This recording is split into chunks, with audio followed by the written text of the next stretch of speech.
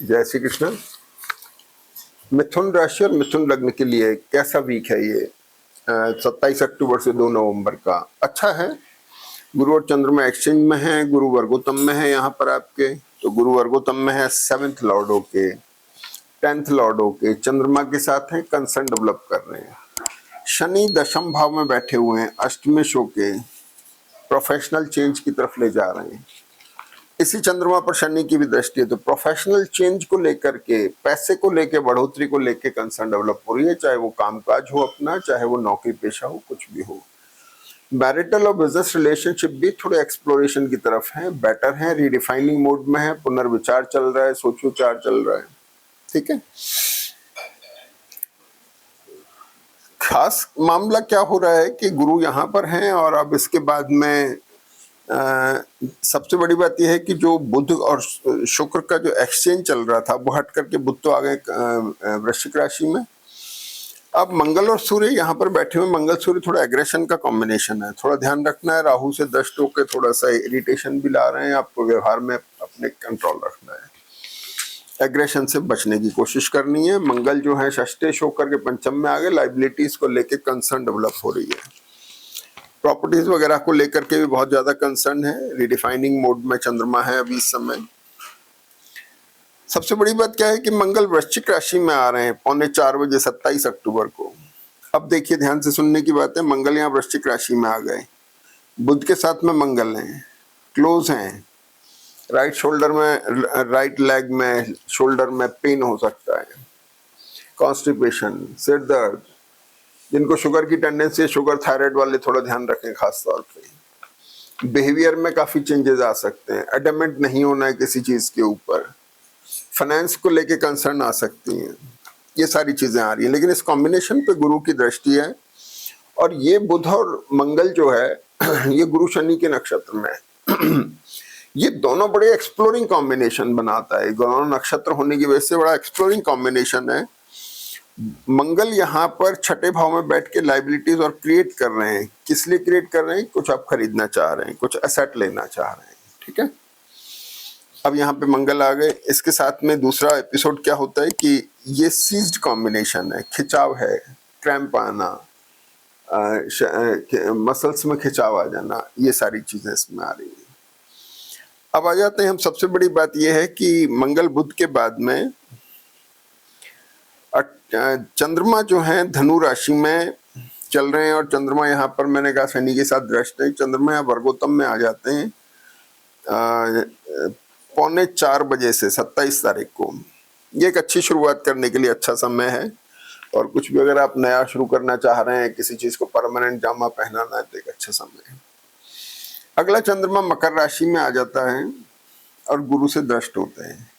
मकर राशि का चंद्रमा बहुत बढ़िया है, राहु को रिडिफाइनिंग मोड में ला रहे हैं।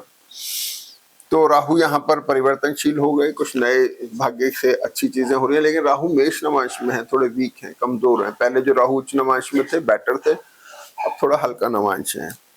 वृश्चिक के मंगल से दृष्ट हैं, तो इसलिए ये जो 6th लॉर्ड मंगल से दृष्ट हो गए, राहु थोड़े कमजोर हो गए।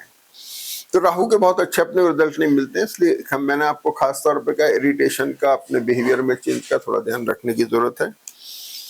इसके बाद में 30 तारीख को शुक्र कन्या राशि में आ जाते हैं।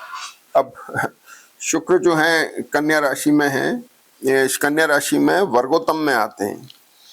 ये केतु मंगल और केतु सूर्य से दृष्ट हुए, तो ये फ्रीज कॉम्बिनेशन हो गया मंगल केतु की वजह से। अब शुक्र हो गए द्वादशेश हो गए, पंचमेश हो गए, टेंशन आपको हो रही है, लेकिन वर्गोत्तम में आने से थोड़ा बेटरमेंट की तरफ गई चीज। शुक्र स्ट्रांग हुए थोड़े से, लेकिन भाई ध्यान रखने की जरूरत है, आपके लोकेशन को लेके, एसेट को लेके चेंजेस आने की संभावना बनती है। शुक्र लंबे समय तक वर्गोत्तम में है अब, क्योंकि कन्या राशि में शुक्र के बाद में तुला में जब आएंगे तब भी वर्गोत्तम में चलेंगे। तो कुल मिलाकर के अभी आने वाले 1-2 वीक में शुक्र बड़ा प्रोमिनेंट रोल प्ले कर रहे हैं। ठीक है। शनि से दृष्ट हो गए, शनि आपका 8th लॉर्ड हो गया, 9th लॉर्ड हो गया, भाग्य का कारक है, अष्टमेश का कारक है, प्रॉपर्टी एसेट में रिशफल होना या ट्रैवल कराना, विदेश से संबंधित जिन लोगों का काम है उन लोगों के लिए फायदेमंद साबित हो सकता है। 1 तारीख को चंद्रमा, 31 तारीख को चंद्रमा कुंभ राशि में आ जाते हैं। अब जैसे ही चंद्रमा या कुंभ राशि में आते हैं, राहु के साथ में भाग्य भाव में है, केतु से दृष्ट हो गए, तो यहाँ पर चंद्रमा राहु के साथ में थोड़ा एक्टिव हो गए, इसके अंदर थोड़ी क्रिएटिविटी आ गई। लेकिन 1 तारीख के बाद में जैसे 31 तारीख के बाद से 1 की तरफ जाएंगे तो थोड़ा स्ट्रेस में हो जाएगा चंद्रमा थोड़े से, तो थोड़ा ध्यान रखने की जरूरत है। फाइनेंशियल थोड़ी बहुत आ सकती है परेशानी, ऐसी कोई बड़ी बात नहीं। 1 नवंबर को ही एक खास बात क्या होती है कि आपका चंद्रमा वर्गोत्तम में आ जाता है। तो 1 नवंबर को 6:49 से 6:42 से 12:33, सुबह 6:42 से दिन में 12:33 तक ये चंद्रमा वर्गोत्तम में है। और इस समय को आप शुरुआत काम में ले सकते हैं। कोई नई शुरुआत करनी हो, कोई मुहूर्त करना हो, ये इसके लिए बहुत अच्छा वक्त है। अब इसके बाद में ये है कि 2 तारीख को चंद्रमा मीन राशि में आ रहे हैं। मीन राशि में चंद्रमा प्रोफेशन को लेके कंसर्न देंगे, गुरु से दृष्ट हैं और शनि के साथ में हैं। प्रोफेशन, फाइनेंस, इनको लेकर के कंसर्न देंगे और इनमें परिवर्तन लाएंगे।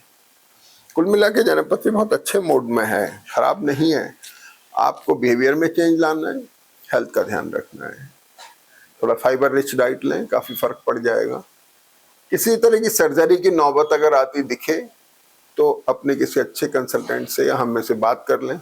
हम आपको सजेस्ट करेंगे कि रुकना चाहिए, जाना चाहिए सर्जरी की तरफ। तो जनपति कुल मिला के अच्छे मोड में है, शनि मदद कर रहे हैं, फायदा उठाइए। जय श्री कृष्ण।